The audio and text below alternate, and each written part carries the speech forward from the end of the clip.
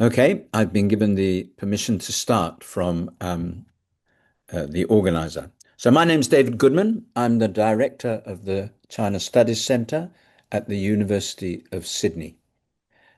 Before we start, I would like to acknowledge the original owners of the land on which the University of Sydney is based, the Gadigal people of the Eora Nation, and pay respects to their elders past, present, and emerging.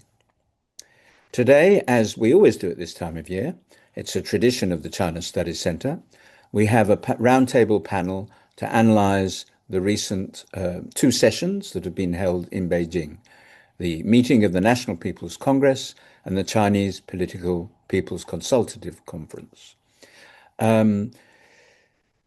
This year is a particularly important year for considering the meeting of the two sessions because in addition to what happens every year, the National People's Congress has also been considering the 15th five-year plan, or rather the draft 15th five-year plan, which has been under deep consideration since last year's Central Economic Conference and will be going forward after the National People's Congress. We have a star-studded lineup to discuss this issue under the superb chairpersonship of Professor Louise Edwards, and I'm going to hand over to her now. Over to you, Louise. Thanks very much, David, and welcome to you all to this webinar. My task is to corral the speakers into some sort of order, and I will try to do so over the course of the 90 minutes that we share together. We've got we'll leave 30 minutes at the end for questions, and they'll be in the webinar format, so you can type questions as you think of them into the Q&A. But I will alert you in advance that Tony Saich will be leaving at 6:15. So if you have questions for Tony, front load them. Don't hold back to the end of the question session. Do dive in early. And now let me introduce the panel. We've got the team from Sydney University, Ming-Lu Chin and Michael Murphy, and then we have Marina Zhang from University of Technology Sydney, just down the road from USyd, and then the esteemed Tony Saich from across the Pacific at the University of Harvard. So thank you all for joining us today and for sharing your insights with the gathered on this webinar. We really appreciate your time and your expertise. I'm going to kick off by asking a question of Tony, a broad question of Tony that it's really saying, does the new five-year plan effectively address China's domestic and economic social challenges? This is, really where we want to see what is going on in China and have the leadership address those problems that people are worried about. Well, I think the short answer to your question is I think it's going to satisfy Xi Jinping's objectives. And I'm sure we'll hear more about that from Michael and Marina when we look at the science and technology aspects of it.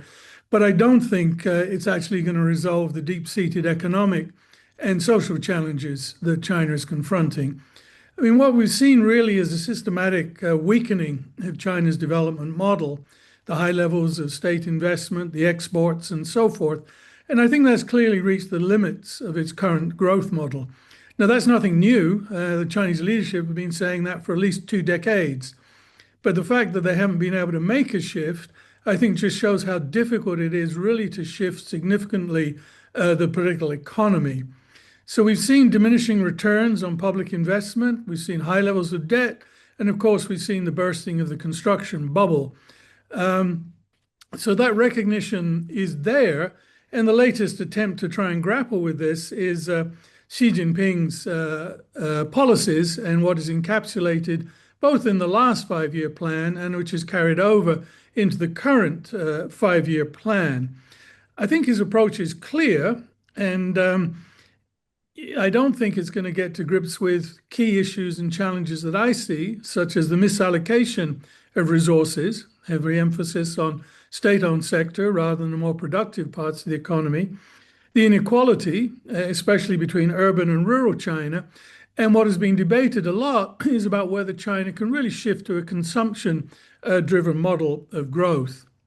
Xi Jinping's two basic drivers are the securitization of the economy and the need to develop greater independence through the development of the high technology and science and technology investments. I won't go into that any further, as we'll discuss that subsequently.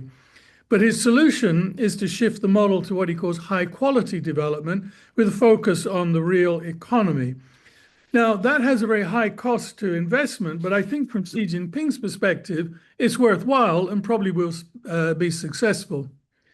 Now, obviously, given time constraints, can't go into everything, but let me, if there's time, just briefly highlight three things which I think are important.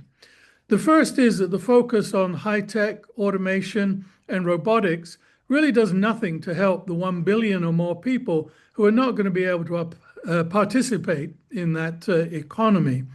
As we know, something like 40% of the workforce depend on the gig economy. And in 2022, on the last surveys I saw, at least 70,000 of those drivers actually held a master's degree, which also points to another problem around unemployment for those who've been well educated. So I think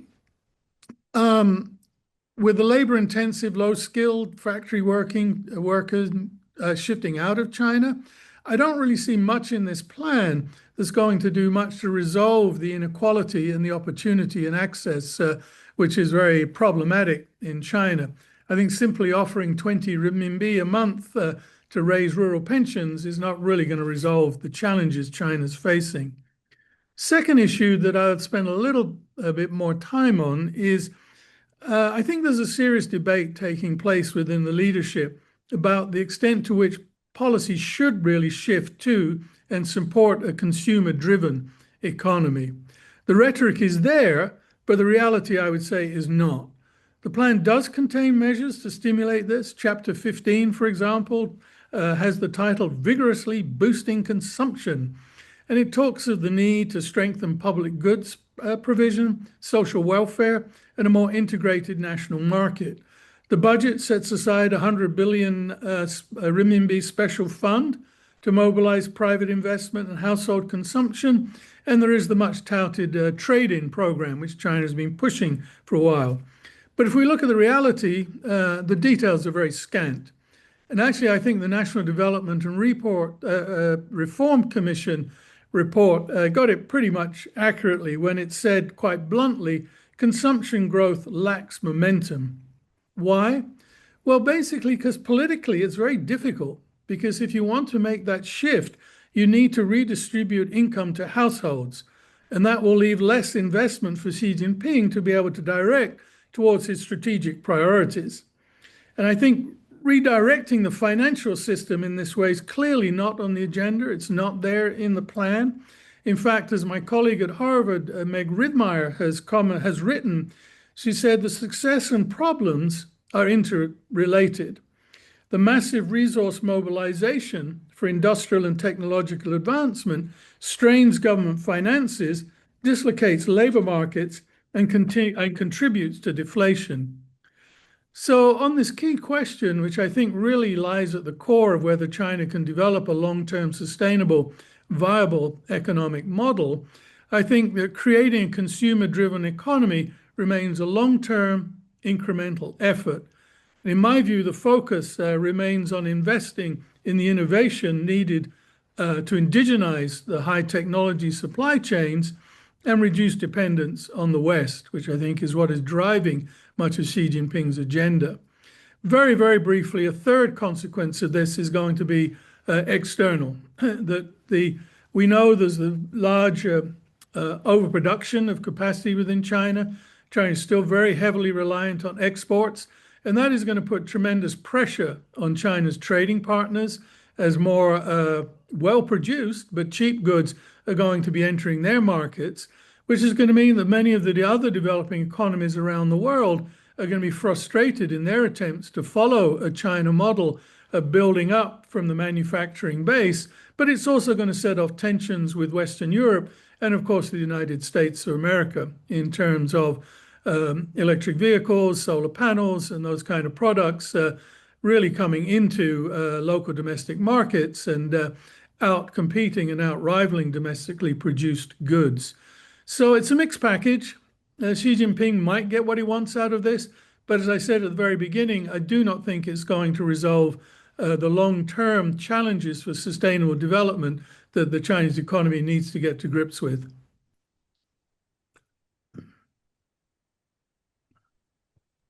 Yeah, that's really interesting, and they're such interlocked problems as well, aren't they? You can't get domestic consumption up unless you alleviate some of those issues for the people on the ground, and they're not going to spend if they don't feel secure, or if there's 40% of master's degree students running around on gig economies, they're saving every bit, they're not spending. So these are it seems to me it'd be like for the economic managers of China, they'll be sitting at this massive whiteboard with a whole lot of post-it notes in different colors going, oh no, what can we do? If we No, move this and that, it's just like, I who think the wants that last job job? the last job you want in the world is to be Premier of China, I would think. And I mean, just to, focus on the point you made that we all know that, consumption is very low, something like household consumption, something like 40% of GDP, some 20 plus percent below the average in other countries. Consumption is increasing, but investment is increasing more at the current time. And of course, many Chinese are saving because of the costs of healthcare, the costs of education, and various other things that they need to squirrel money away for. And with housing having collapsed, that little nest egg has gone for many of the urban Chinese, at least. Yeah, okay. This solving the planning for the future when you've had a success in the past is also a bit of a challenge. And so this is what I'd like to be able to turn to Michael now and ask him about if he can do a comparison between the 14th 5-year plan and the 15th 5-year plan. So how are they substantively different in strategic direction and focus? And what does that tell us about what they've learned about the past planning and as they move into the future?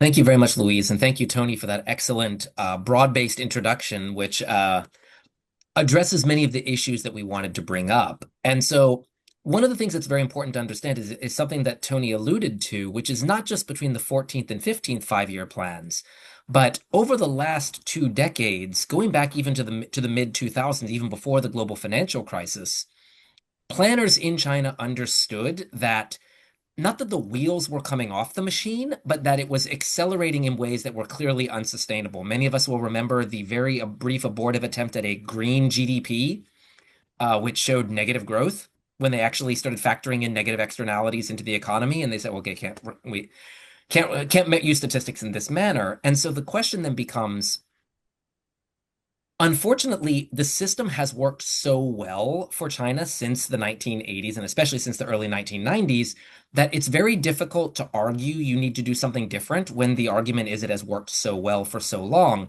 And especially in the domains of science and technology and industrial restructuring, the last 2 plans have largely done what they were supposed to do, which is we've targeted these specific industries, and we want to build globally leading production capacity and innovation and design capabilities, ideally with as much indigenous intellectual property as possible. And in many ways, they have been very successful in that. And unfortunately, as Tony alluded to, the successes in these sectors are globally dominant and capture many headlines, but may or may not necessarily affect some of the other structural challenges within the Chinese economy. And so some observers have begun to note that looking at the 14th and the 15th 5-year plans, that it has been very good at creating a bifurcated economy, a globally successful, innovative, and productive juggernaut in many cases, while at the same time, China also faces deep-seated structural challenges which are not being addressed by the plan. And I would argue one of the reasons for this is that industrial restructuring and innovation, and especially productive capacity, are they're not easy to plan for, but are relatively easy to plan for.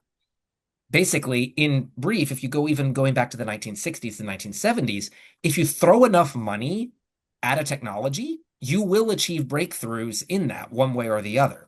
It may not be efficient. The arguments I've seen very varying statistics on how much of the government or how much state spending went to the nuclear program in the early 1960s, and it was astounding, like how much of government expenditure was just trying to develop the bomb. They got the bomb. If you throw enough resources at it, you will achieve breakthroughs simultaneously in electric vehicles, new nuclear power, new types of semiconductor production, new types of artificial intelligence, robotics, and integration of all of the above. You can do that. But that doesn't make people consume more. How do you plan for consumption? The answer is you can't. That's the very opposite of planning because it's putting the power in the individual consumer's hands to decide what and how and under what circumstances they wish to consume. So between the 14th and the 15th five-year plans, on the technology and innovation and restructuring side, I don't see much difference. I see much of the continuation targeting some new sectors are being targeted, including some that are truly blue sky, such as biopharmaceuticals and biomanufacturing and the like, which is really interesting, and indeed may well achieve some world-leading breakthroughs. But the lesson seems to be this part of the planning apparatus has worked very well, and therefore this is where we will continue to invest going forward. And this whole giving power to the consumer when the consumer is getting older, and this we see the pattern in Japan where older people just don't spend much money, and this is a demographic consumption problem as well, isn't it?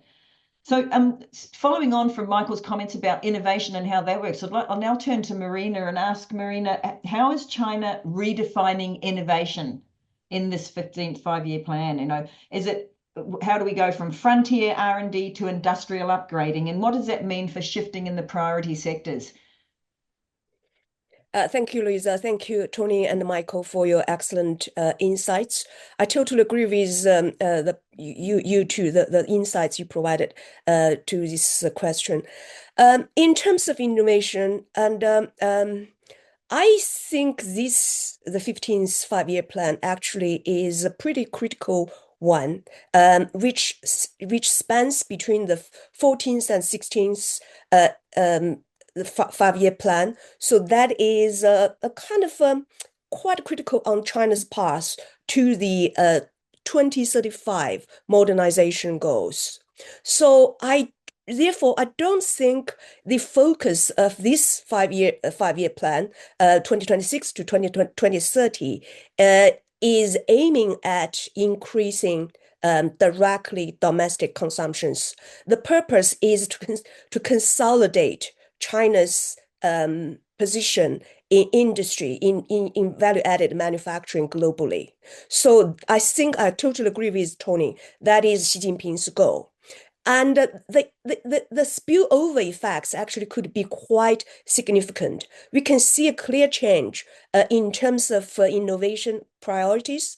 It's obviously innovation in Xi Jinping's mind is changing from frontier inventions in experimental labs to everywhere, factories, logistics, warehouses, services sectors. So this is all embedded in the plan, which is called AI Plus. So the purpose is to embed AI into every corner, every walks of society in China. And this is the focus of this 5 years plan's priority. What that means is we probably will not see direct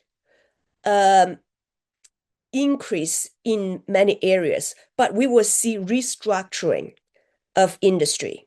So what that means is I often have conversations with my colleagues at Tsinghua who are in technology and innovation studies. So we sort of conclude the focus of China's innovation is obviously from so-called technological innovation now to industrial innovation. So industrial innovation is really targeting at a complex product system. So that where many subsystems, many different components across different industries work together and fit together. So therefore, this is where China's long-time planning can work quite well. I mean, we know 5 year plan is really very complex industry plan, industry policy. So which involves coordination across different ministries, different levels of governments to work together. But it is really just a blueprint. And implementation is really depending on how different ministries, industries, and different levels of governments interpret them and to develop implementation plans to fit their specific industry. And this national level plan is really just a blueprint for coordinating, to coordinating all those different subsystems, different components to work together, to fit together, to consolidate Xi Jinping's goal, that is to increase, not to shrink, reduce China's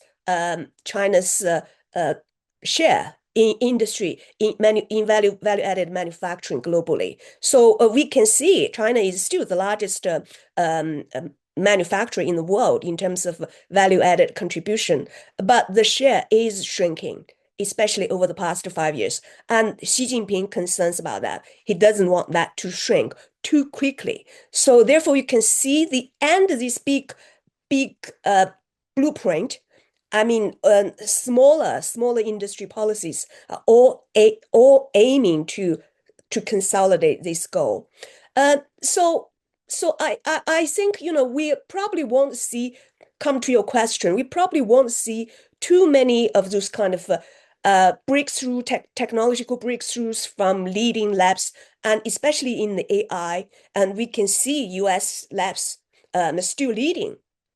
But China's advantage is in applications, is in building system industries where upgrading has outsized spillovers, and we can see it. We can see a few industries, energy equipment, EV batteries, and smart grids, and advanced rail, and all those industries. I think that's perhaps something we should all pay attention to. Okay, that's the challenge is there then to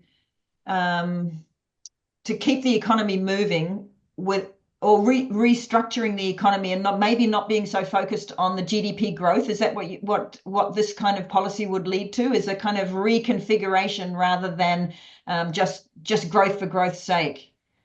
Well, that's my interpretation, and I see the spillover effects of this restructuring in terms of industrial upgrading in the next 5 years probably will lead to the next 16th five-year plan, where many other industries probably will benefit. I mean, China's planning is always having this mentality, long range planning, Long a view. long game. And they know to achieve the goal of 2035 modernization, and they have to lay out the foundation. And I would say this five-year plan, 15th, is sitting in the middle of 14th and 16th. Yeah, okay. Yeah, I mean, the long-term range, the long-term perspective really struck me when I was standing in Shanghai last October at the high-tech park, and they were talking about the history of the high-tech park, and it was 1980. And I thought, these guys were planning for robotics in 1980. They may have had some false starts on the way, and there might have been money like the nuclear amount of money to go into the nuclear bomb, but it's there, and it was a long-term plan. And I think a lot of governments would envy that capacity to really have a long view. Can I turn back to Michael? Can you pick up some of the areas that Marina was alluding to in terms of, the 14th and 15th plan and the leadership and cutting edge technology? What are the specifics that we could look for in that sphere? This is great, and thank you so much, Marina, for that that broad-based perspective. And I want to return to something that I think is very clear and important in the Chinese approach to industrial and economic planning. And this is the differentiation between cutting edge, or what some in the industry will call novel product innovation, and industrial innovation, or second generation innovation, or engineering innovation. In the Chinese political economy of innovation, the research that I've done going back, a couple of decades now, looks primarily at the successes in the latter, which is this industrial innovation or the application of cutting edge technologies and being extremely good at deploying technology at scale. What is interesting is that this system, in many ways, has had to rely on moving away from a valuing of intellectual property. And this is not the argument that China just steals intellectual property. I do not subscribe to that theory at all. But it does systematically devalue it in terms of seeing IP as valuable in and of itself. Rather, IP, like any other production input, is something that should be like land, labor, and capital, cost minimized in order to deploy at the greatest scale. And so this means even for firms which develop intellectual property, their goal is not IP for licensing sake or IP for closing a market's sake. It's to use this to improve and broaden and make their products more competitive and more desirable in the market, whether that be an export market or the domestic market. Oftentimes, one of the things we forget also about domestic market, and this is very important for China's innovation system, China has a massive domestic market that is not the final end consumer. China has, being this massive industrial system, all those factories need inputs, and those inputs require inputs. The components, widgets, and wonkets that go into making a BYD car or a suite of solar panels or a new nuclear reactor is an enormous source of domestic demand. But again, it is one that is divorced from the average consumer. But there's still huge amounts of industrial demand within China, but it is feeding into this production system, often with the final goal being global markets. So in some of the research that I've done, you see that China is very, very good at building entire domestic ecosystems of demand, but it is demand with the final end consumer being outside the system, being outside of China. And this is something that we should keep in mind. So to this innovation question, will China be able to achieve a lot of these true blue sky areas, whether it's in quantum computing or quantum communications, biomanufacturing, et cetera? Some of these are truly blue sky technologies where right now it's still at the cutting edge of theoretical physics. And so the question is, can this be applied in an industrial way within 5 years? That's a very big question. That's a very big question. I mean, we've been dealing with the issues in nuclear fusion. China has had some amazing breakthroughs just in the last 2 years, as have some in Europe, in nuclear fusion technologies. Are we within 5 years of a commercially viable tokamak? No, we're not. I would not anticipate this being deployed at scale. But what I would say is the plan is very good at laying the broader groundwork so that when that technology, whether it's in 5 years or 10 years, is ready, it will be deployed at a speed and at a scale that no other economy in the world can match because this industrial ecosystem has been built behind it. And this points to where the plan is somewhat different from what people might assume. There's this argument sometimes in the West that what China's trying to do is to let go of low-end manufacturing in favor of moving into this high-end stuff. And while that's true to a degree, certainly labor-intensive manufacturing is not competitive because China simply lacks the labor at this point to do those types of activities. There's no desire to lose the industrial ecosystem of all these widgets and wonkets and inputs because it is that is necessary to make at-scale production of any of these cutting-edge technologies possible. And so the plan works to build the next generation of technologies thinking that 2 plans down the road, the industrial ecosystem will exist to deploy that at scale. So while the plan may be targeting these new sectors, it's much more about building the capacity and the expectation throughout the economy that there will be demand for all of those necessary inputs going forward. So this calls back to one of the things that Marina has mentioned about the industries that are targeted, whether or not it affects the broader consumer economy, I'm leaving that aside. What it does do is it builds demand within China and builds capacity to support broad-based growth in many, many other sectors.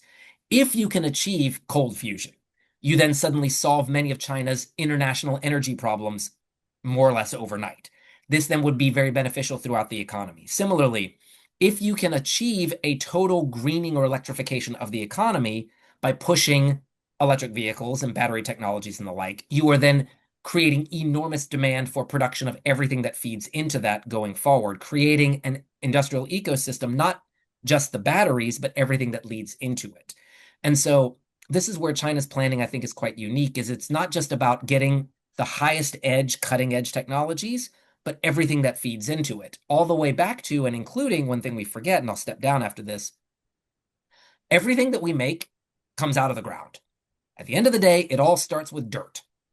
And China has been, even where they are not necessarily mining the dirt that feeds into all of this, China is the world's leading processor of the dirt into usable industrial commodities, minerals that are now actually at the quality and purity necessary for industrial production.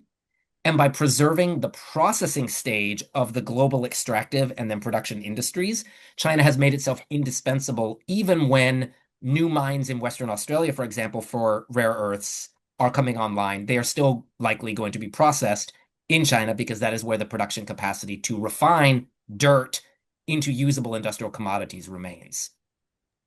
Okay, this is your interconnection with Marina's comments has just explained for me a whole bunch of stuff about why we were so shocked when China went from zero to hero. It just seemed to accelerate in so many areas. You had the tricycles driving around in one decade, and the next decade you had these high-speed trains and electric vehicles, and it just seemed to happen so quickly. And I think the way you've described, you and Marina have described the long-term view and the way the ecosystem is being built to allow an eventual discovery to really hit the ground running and have the whole industry and design capacity behind it to actually turn it into something that will be suddenly visible to us.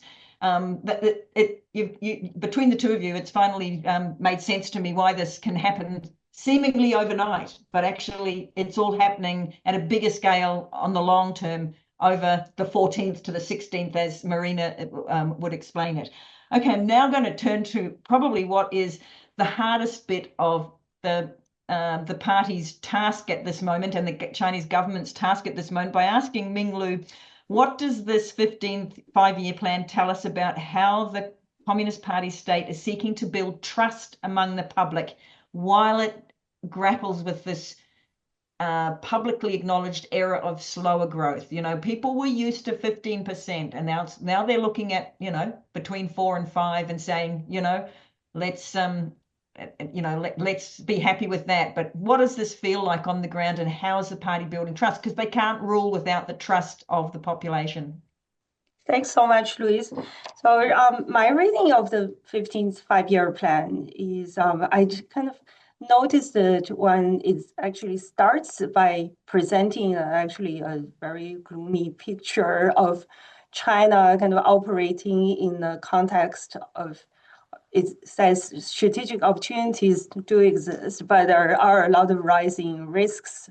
So there are global transformations, intensifying major power competitions, geopolitical conflicts, protectionism, so on and so forth. Right? Domestically, this plan also acknowledges all the challenges that we just talked about, Tony has highlighted. They all exist.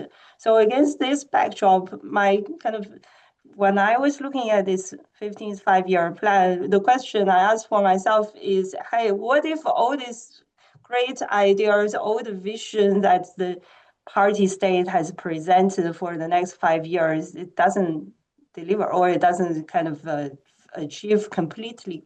So I feel this document is actually very interesting. It's so long, 70 pages, has got so much in it. But I think there is also the party state's plan on strengthening confidence. And it actually mentioned it only once explicitly. It talks about the 四个自信, the 4 confidences, which are confidence in the Chinese developmental pathway, confidence in the Chinese Communist Party's ideology, the 理论, confidence in the Chinese political institutions, the 制度, as well as confidence in the Chinese culture, 文化. So I find it really interesting. I'll start kind of going through them one by one. The past confidence, I think, never really has been mentioned very explicitly in this 5-year plan. I think this whole 5-year plan, however, is all about reaffirming the Chinese developmental model. All the things we have just discussed, the Chinese Communist Party's plan to boost economic growth, achieve technological development, improve livelihoods, all this aims at building confidence in the socialist developmental path, right? This is a state-led model combined with improved social welfare. That's the party's plan. But what if this doesn't work out? So the party has got other plans, right? So the next one is consolidating ideological authority. So this 5-year plan actually talks a lot about the Chinese Communist Party's own kind of, in the 5 years coming up, there is this plan of intensifying its ideological promotion. The party actually talks about using both education as well as media as important tools to promote its political values to the society, right? So first, the party talks about making the study and promotion of Xi Jinping's thought on socialism with Chinese characteristics for a new era systematic and normalized. I like this language because it means this is not really just occasional propaganda. This is really telling us at the 5 years coming up, we will see a kind of a reoccurring routine part of strengthened education, research, public life, particularly for those in the state sector, the 体制内, as well as young people, right? They will be receiving a lot of these educations in the classroom, elsewhere as well. The party talks about firm control over the ideological space. So this very wording emphasizes, right, the Chinese Communist Party really has the plan and it has got the goal to maintain firm control over ideology. And also political ideology from this perspective is to be combined with other things, patriotism as well as collectivism in schools, as well as in all these youth-related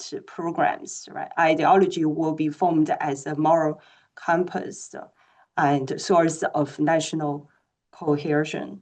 So the plan talks about media and public opinion control, again, explicitly, right? The plan is to reform mainstream media and integrate online and offline networks in order to really increase the party's ability to guide opinion. So that is it. I will move on. I think I probably shouldn't take so long to go through all these little details, but then to build the confidence in the Chinese political system, this is also very important. This plan strongly reinforces, right, there is this idea, we need to reinforce the confidence in the Chinese political institution, particularly this concept that Xi Jinping put forward, which is the 全过程民主, the whole process, people's democracy. So this concept sounds really complex, but it really, there are a few pillars. When we break it down to the few pillars, it actually makes a lot of sense. So the plan highlights the People's Congress system. It highlights the multi-party cooperation and political consultation, that is the People's Political Consultative Conference, grassroots democratic governance, and expanded channels for public participation. That it also talks about legal reform, rule of law governance, digital government services, and data-driven governance. So this is, I think, altogether, this vision as well as all these tools conveys a plan that will position China's political system as a distinctive democratic model, countering other types of political models. Then the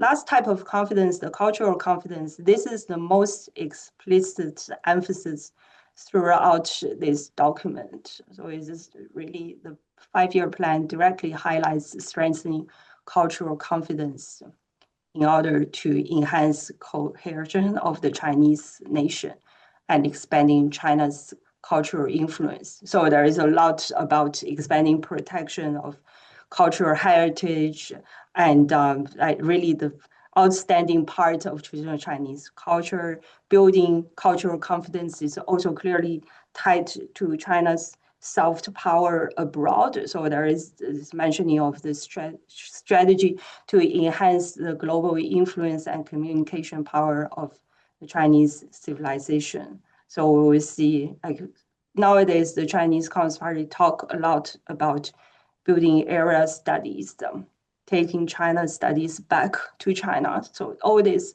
are embedded in the 15th five-year plan. I think I'll stop here. It's so interesting. If you look at it from a different perspective, look for culture. There's all this culture everywhere.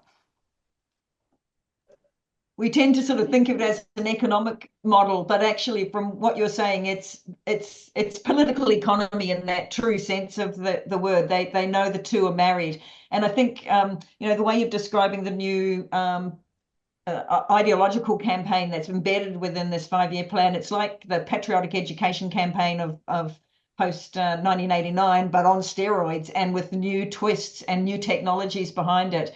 I mean, most democratic, like the Australian Labor Party or the Australian Liberal Party, they spend time talking about party ethos, about sort of how to get elected and what platform should be. But this is another whole level of designing the way a political party connects with the population, and it's really useful to have you alert us to this aspect of the five-year plan.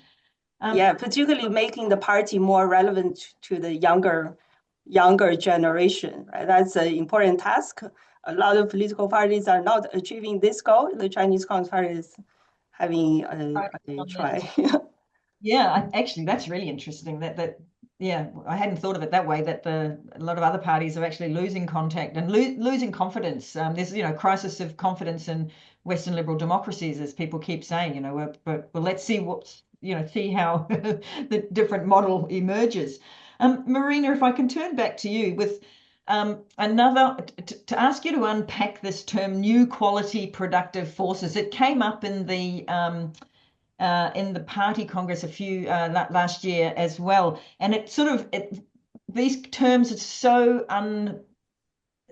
so hard for English speakers to understand what they mean, and I suspect they're very difficult for Chinese speakers too. They're really political speak, and they don't really help us understand what is going on. Like Mingli talked about whole process people's democracy. It just sort of doesn't mean anything to us unless someone unpacks it. So can you help us understand this new quality productive forces, and what are the new policy tools and institutional forms that are supposed to drive this forward?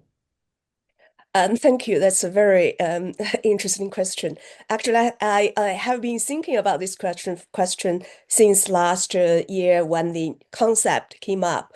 And after a long time, I think if I want to put some concrete ideas into this very elusive concept, new quality productive force, I think if we look at the formula of traditional productivity force, capital, labor, technology, you name it, but you can see very clearly from Xi Jinping's talks over the past 6 months, especially, the emphasis or the concrete addition to this new and quality productivity force include two new things: compute and electricity. Both of them actually are in the category of infrastructure. And I totally agree with what Minglu just said. And the five-year plan is a political signal.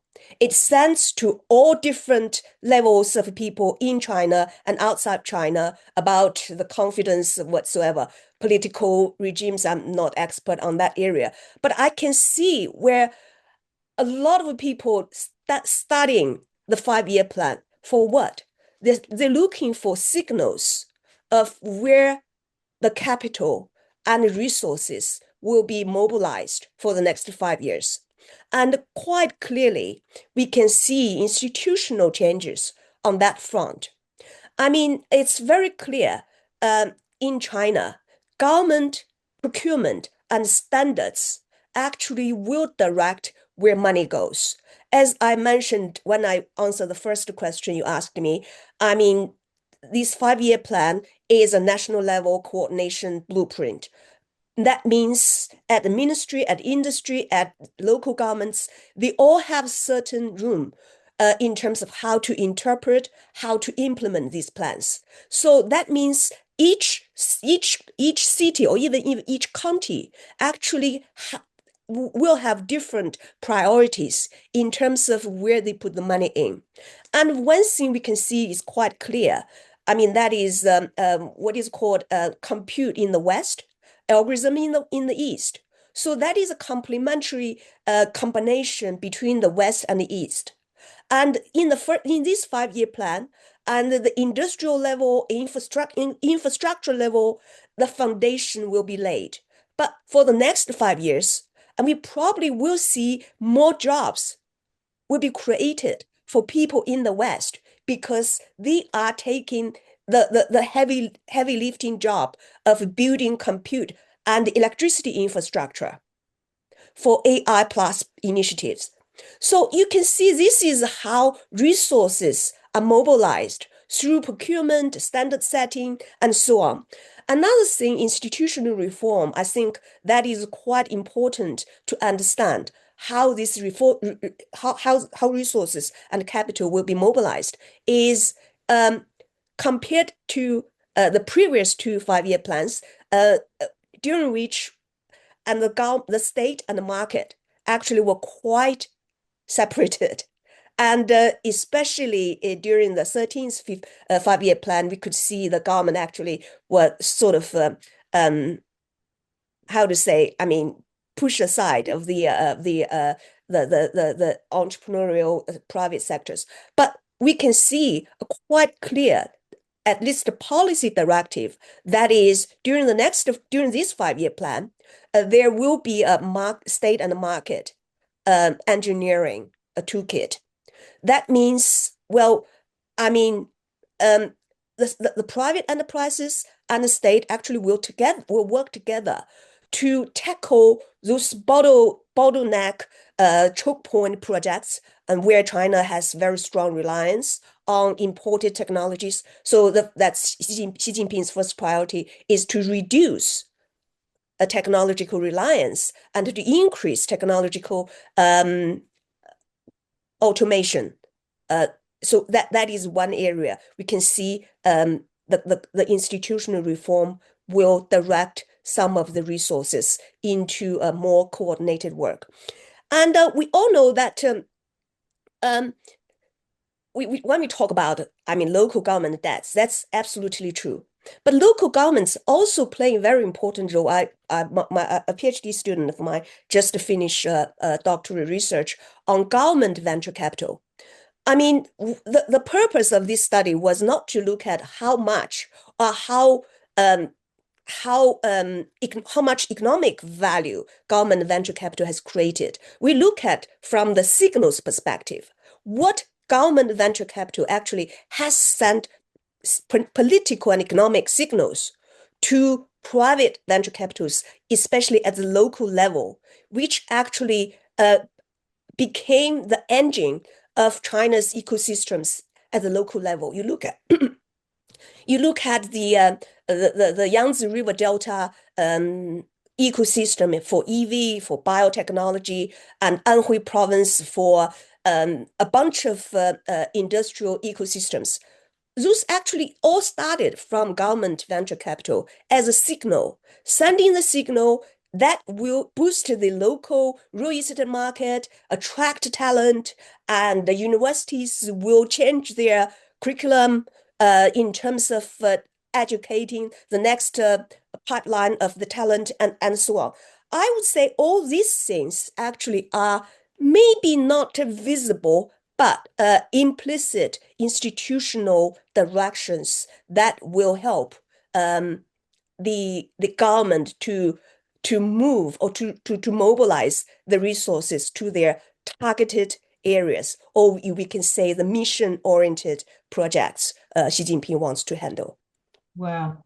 It's again, thinking about the question of trust, It seems then from the way you're describing the connection between local and local level entrepreneurs and regional governments or provincial governments, is that there is some degree of trust in the plan. That if the plan is this, then people feel a little bit confident that if they do invest in that way, they will be supported, and that then has this productive, generative economic benefit, regardless of the debt. Yeah. Okay, I'm going to go back to Minglu. We've got another 10 minutes to go before we open for questions, and I've got 3 questions I'd like to come through. Minglu, we don't see all the proposals that come through the NPC delegates or any of the delegates through the session. So can you tell us what is being highlighted in the media? What is the Chinese domestic media picking up that they want, that they think their consumers, their domestic readers are going to be interested in? Thank you so much, Liz. So I've been paying attention to 2 major WeChat media outlets. One is Pengpai News. The other one is China News Weekly. These are 2 major news outlets on the Chinese social media platform, WeChat. So I've been following their reports of the individual proposals because alongside the government work report as well as the new 5-year plan, actually all these individuals who bring their policy proposals and suggestions to these 1-week meetings and have them heard and discussed, this is actually a very important function of the 2 sessions, right? So where there's about 5,000, a little bit more than 5,000 members and delegates of the CPPCC and the NPC, when they get together, what do they talk about? I'm sure they say a lot of things, but these 2 media outlets have highlighted a few aspects. One is urban infrastructure and housing. That the idea is how to improve urban infrastructure to improve livability, accessibility, and also to address some of the major issues that people are experiencing nowadays. For example, someone has put forward a proposal about how people who live in older neighborhoods, they don't have enough parking space. They don't have anywhere to charge their EVs. So these are actually real concerns of people. So there are also discussions about how to really better regulate environmental protection, right? So this is a proposal of someone talking about establishing a nationwide unified system for local governments to actually report carbon emissions locally. Then also local governments need to be held more accountable to meet these targets. There are, as we can expect, a lot of discussions about family and reproduction, reflecting, right? This is a rapidly aging population, birth rate is decreasing, so there is a lot of kind of discussion of how can we address the issue and make people want to have more children, right? What are the factors that might contribute to lower fertility rates, and what can be the possible solutions?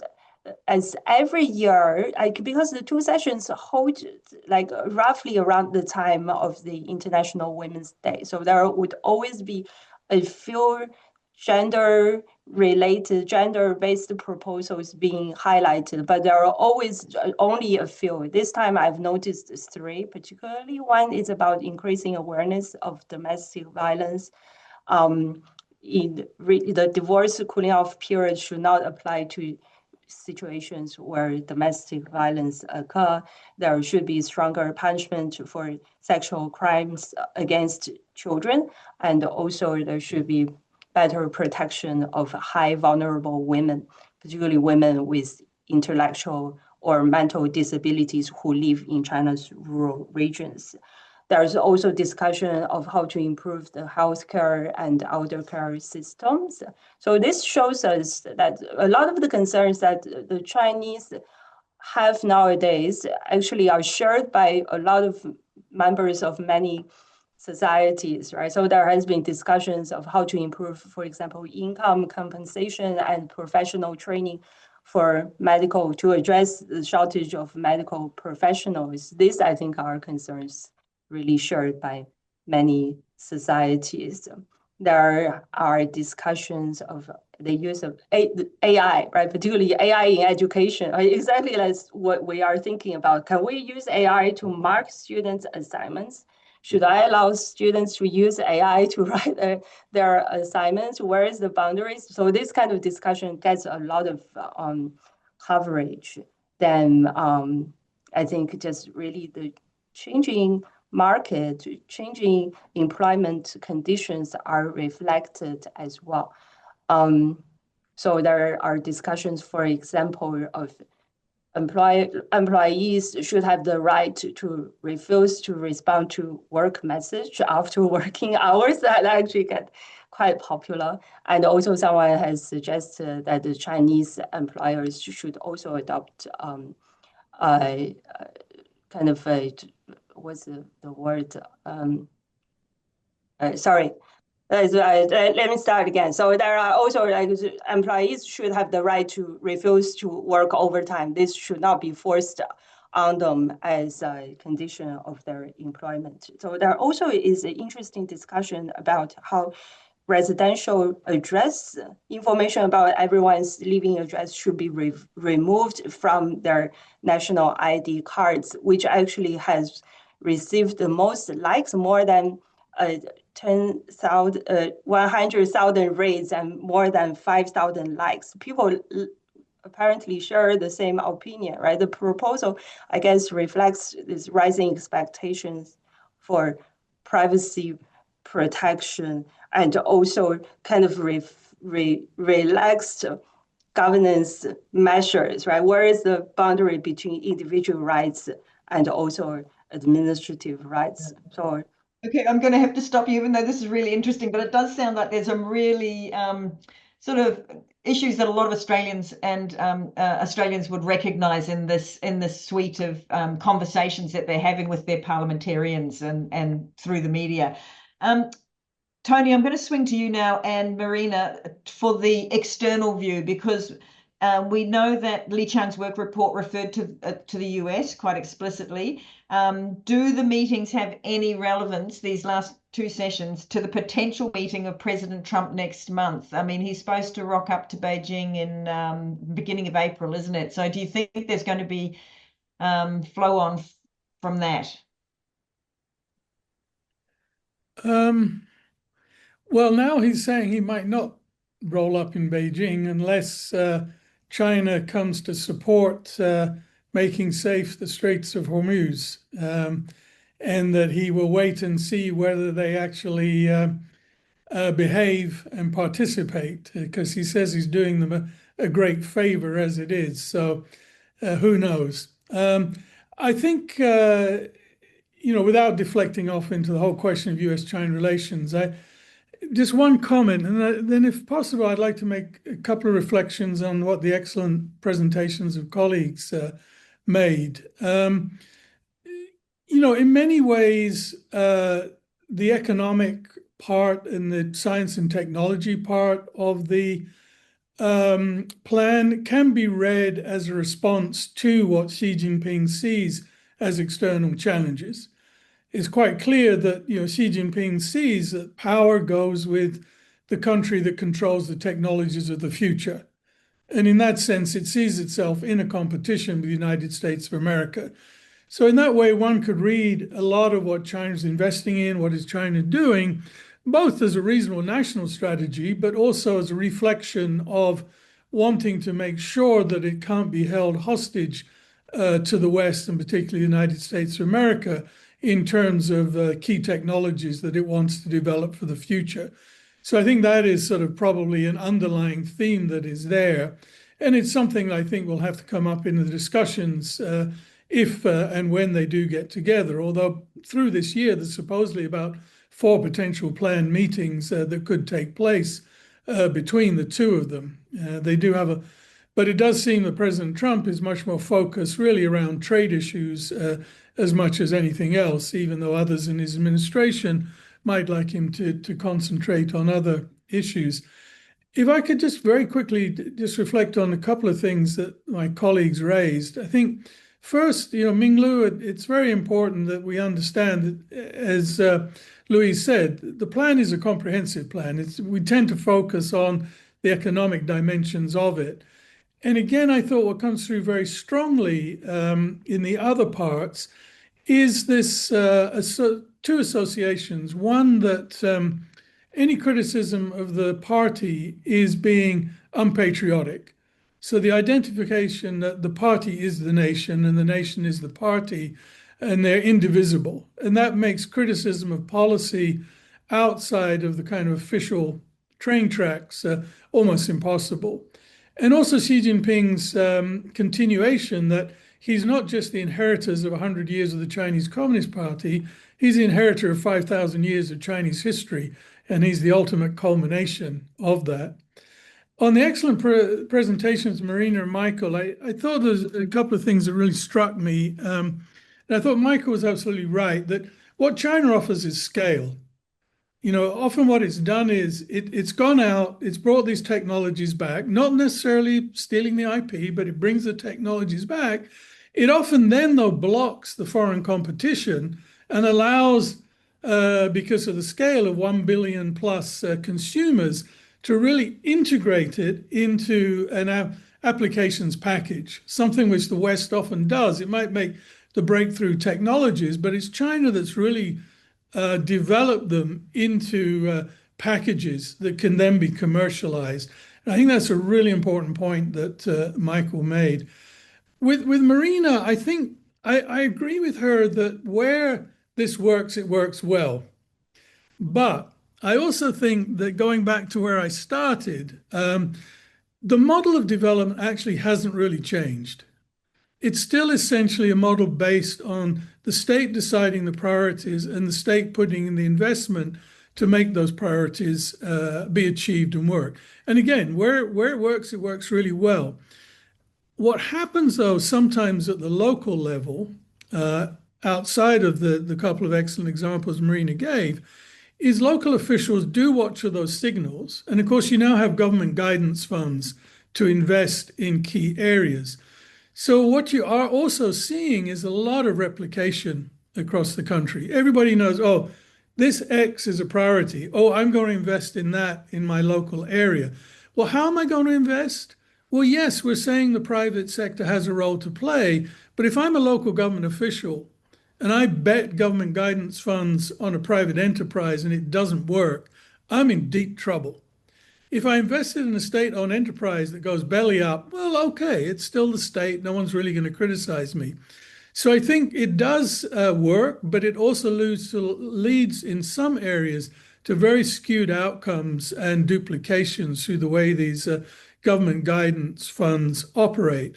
And that, to me, is because the basic model that China uses for stimulating these areas and economies really hasn't changed substantively. Okay, that's really interesting. Thanks for doing the circling back to it. So I think it's useful for all of us. We're now at 6:05. Marina, can you do a quick answer to how US tech restrictions reshaping China's innovation agenda to end-to-end self-reliance and standards influence? And then we'll open up for questions. We've already got half a dozen questions, and while Marina's answering, I'd invite Tony and Ming Lu, who both have to leave, to have a quick look at the questions and see if there's any. You can see them, I assume? Can you? Yeah, okay. Yeah, and see if there's some you'd like to pick to answer before you have to exit. But Marina, please leave us I'll off. be quick. Yeah. Thank you, Tony. I totally agree with you, and that is the consequences of not very well coordinated so-called arms race between local governments. I think more policies will direct local government competitions in a way that is 田忌赛马. So you need to play with your strengths. Hopefully that will change. And we have to understand China's policy learning is a very sharp, very, very sort of steep learning curve. And to your question, Louisa, I think this external pressure actually plays a high priority in the 5-year plan. for Xi Jinping, because we can see the technological self-reliance has become one of the top priorities in this plan, and specifically in the plan, six technological areas, including AI and embodied intelligence, humanoid and robots, and computer-human interface, and the 6G, and so on, have been picked up as priority industries. All those areas, Xi Jinping wants not just to have self-reliance, but also to push China's standards outside, especially in the global south, because that will become a very important vehicle for China to compete with the US. So I think I just stop here. Yeah, okay, that's really interesting. That the extension of the standards and standards and styles out to the global south. It's a huge market out there that a lot of people just don't bother to look at, and China's looking at it.